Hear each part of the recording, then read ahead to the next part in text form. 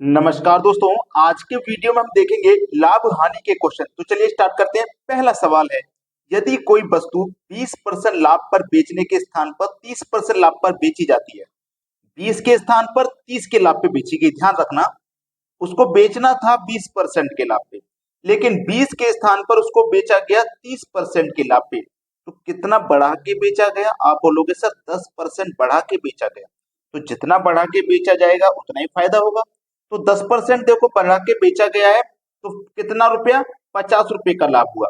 तो प्रतिशत में लाभ हुआ में 10% का, और रुपए में लाभ हुआ 50 रुपए का। तो 10% की वैल्यू 50 रुपया है, तो 1% की वैल्यू कितनी हो जाएगी? 1% की वैल्यू 5 रुपया हो जाएगी। 1% की वैल्यू 5। तो आपसे क्या पूछा है? वस्तु का क्रय मूल्य। और क्रय मूल्य क्या होता है? अपने आप में 100%। तो इसका मतलब हमें 100% का मान बताना है। तो 1% का 5, तो 100% का मान कितना हो जाएगा? 500 रुपया। प्रश्न का बिल्कुल सही जवाब है 500 रुपया। बी ऑप्शन बिल्कुल सही है। अब देखते हैं अगला सवाल।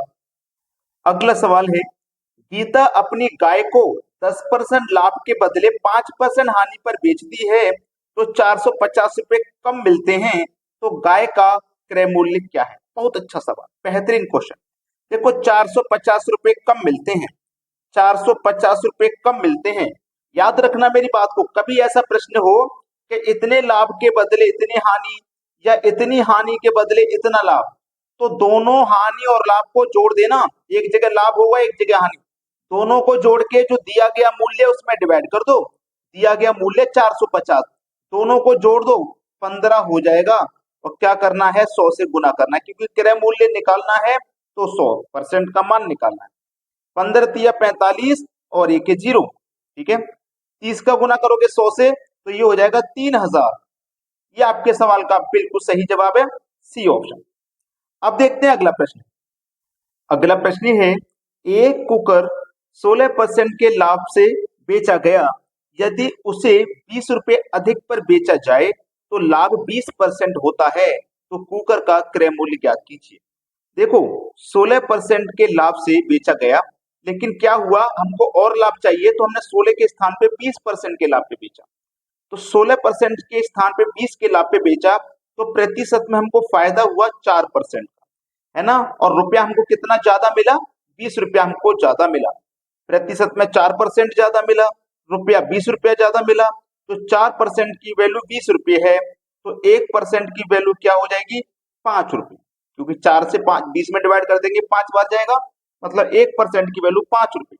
आपको निकालना है 100% का मान, क्योंकि क्रय मूल्य 100% होता है। तो 100% का मान कितना हो जाएगा? 1% की वैल्यू 5, तो 100% की वैल्यू 500 रुपये। बी ऑप्शन आपके सवाल का बिल्कुल सही जवाब है। अब देखते हैं अगला सवाल। अगला प्रश्न है, ललित अपनी कार को 20% हानि के बजाय 5% लाभ पर बेचता है, तो उसे 45,000 रुपए अधिक मिलते हैं। तो कार का क्रय मूल्य ज्ञात करो। देखना ध्यान से, 20% हानि के बजाय उसने 5% के लाभ पे बेचा। अब क्या करोगे आप? हानि का प्रतिशत वैल्यू ज्यादा है, लाभ का प्रतिशत वैल्यू कम है। अगर मैं 20% हानि इसमें से 5% लाभ का हटा दूंगा, तब भी मुझे 15% हानि होगा। होगा कि नहीं होगा? तो वैल्यू कितनी है? 45,000। और अभी भी हानि मुझे कितनी हो जाएगी? 15% की। प्रॉफिट का 5% आ रहा, तो हम 15%। और मुझे क्या करना है? 100% का मान निकालना है, तो 100 से 15 तिया 45। ठीक है, 1230, 1230। 3 का गुना 1 से करो तो 3, 3 जीरो ये, 2 जीरो 5 जीरो। देखो किस ऑप्शन में? आप बोलोगे सर सी ऑप्शन में। मतलब सी ऑप्शन है आपके सवाल का बिल्कुल सही जवाब। अब देखते हैं अगला प्रश्न। अगला प्रश्न है, रंजना एक रेडियो को 800 रुपए में बेचकर उतना ही लाभ कमाती है जितना उसे 600 रुपए में बेचकर हानि होती है। तो रेडियो का क्रय मूल्य ज्ञात करो। ऐसा प्रश्न कभी भी आ जाए ना जिसमें लाभ और हानि बराबर हो रहा है, तो बस दोनों वैल्यू को जोड़ देना। 800 प्लस 600, दोनों को जोड़ के 2 से डिवाइड कर देना। दोनों को जोड़ेंगे तो 1400 हो जाएगा। 8 और 6 1400 हो जाएगा, 1400। ठीक है, और 2 से डिवाइड कर देंगे, कितना आएगा? 700। आंसर है आपका 700। इसको चाहो चेक कर लो, चाहो तो उसे चेक कर लो। 700 रुपए की वैल्यू है मेरी। ठीक है, अब 700 की चीज को मैं कितने बेच रहा था? 600 में बेच रहा हूँ। और 700 की चीज को कितने बेच रहा हूँ, 800 में बेच रहा हूँ। दो मूल्य है ना। जब मैं 800 में बेचता हूं तो मुझे क्या होगा, 100 रुपये ज्यादा में बेचूंगा तो 100 रुपये का प्रॉफिट, और 700 की चीज को 600 में बेचूंगा तो 100 रुपये नुकसान में बेचूंगा, मतलब 100 रुपये लॉस में। तो मेरे पास प्रॉफिट और लॉस दोनों बराबर है, दोनों 100 रुपये का है। ठीक है, तो मेरे पास क्रय मूल्य मुझे पता लग गया 700 रुपये, और मेरा प्रॉफिट और लॉस भी बराबर है।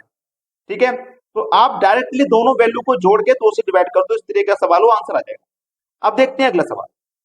अगला प्रश्न है, एक घड़ी विक्रेता घड़ी के अंकित मूल्य पर 10% छूट देता है। यदि वह 15% छूट दे तो पहले उसे 30 रुपए कम लाभ होता है। तो घड़ी का अंकित मूल्य ज्ञात करो। अंकित मूल्य मतलब 100% का मान। देखो ध्यान देना, पहले छूट थी 10% की, 10% से बढ़कर छूट हो गई 15%। छूट कितनी बढ़ गई, 5% बढ़ गई। जब आप छूट ज्यादा दोगे तो पैसा आपको कम मिलेगा। ठीक है, पैसा कम मिलेगा, तो कितना कम मिल रहा है पैसा, 30 रुपया कम मिल रहा है। 30 रुपये कम मिलेगा जब 5% छूट बढ़ा दोगे। तो 5% की वैल्यू 30 रुपया है, तो 1% की वैल्यू कितनी हो जाएगी, 6 रुपया। 5 से 30 को कटाओगे 6 बार में कटेगा, मतलब 1% की वैल्यू 6। आपको चाहिए 100% का मान, तो 100% का मान कितना हो जाएगा, 600। पहला ऑप्शन है सवाल का सही जवाब। अब देखते हैं अगला प्रश्न। अगला प्रश्न है, यदि 50 वस्तुओं का क्रय मूल्य 40 वस्तुओं के विक्रय मूल्य के बराबर हो तो लाभ प्रतिशत ज्ञात कीजिए। बोला गया है 50 वस्तुओं का क्रय मूल्य, 50 वस्तुओं का क्रय मूल्य मतलब कॉस्ट प्राइस, 40 वस्तुओं के विक्रय मूल्य मतलब सेलिंग प्राइस के बराबर है, तो बराबर कर दिया। इधर क्या है देखो, कॉस्ट प्राइस। जब मैं सेलिंग प्राइस को बराबर के इधर लाऊंगा तो कॉस्ट प्राइस के बटे में सेलिंग प्राइस आ जाएगा। जब सेलिंग प्राइस इधर आ गया तो इधर क्या बचा आपका, 40 बचा। 50 को इधर लेके जाऊंगा तो 40 के बटे में 50। इसका मतलब है कि कॉस्ट प्राइस आपका 40 रुपया है, सेलिंग प्राइस 50 रुपया। अब 40 रुपए की चीज को आप 50 रुपए में बेचोगे, आपको फायदा हो जाएगा 10 रुपए का। कितने पर, प्रॉफिट हो चाहे लॉस, हमेशा कॉस्ट प्राइस पे निकलता है, मतलब 40 पे। और क्या करना है आपको, 100 से गुना। 10 से 40 कटेगा 4 बार में, और 4 से 100 कटेगा 25 बार में, मतलब जो लाभ का प्रतिशत है वो है 25%। पहला ऑप्शन आपके सवाल का यहाँ पे बिल्कुल सही जवाब है। अब देखते हैं अगला प्रश्न।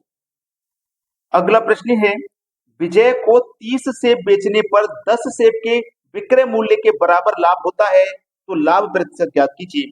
चलिए, अब आपको इस सवाल का जो आंसर है ना, वो मुझे कमेंट में बताना है। ठीक है, ये प्रश्न मैंने आपको दिया होमवर्क के लिए, तो सभी बच्चे इस प्रश्न का आंसर मुझे कमेंट करके बताएंगे क्या आने वाला है। अगर आपने अभी तक वीडियो को लाइक नहीं किया है तो लाइक और शेयर जरूर कर दें। ठीक है दोस्तों, धन्यवाद।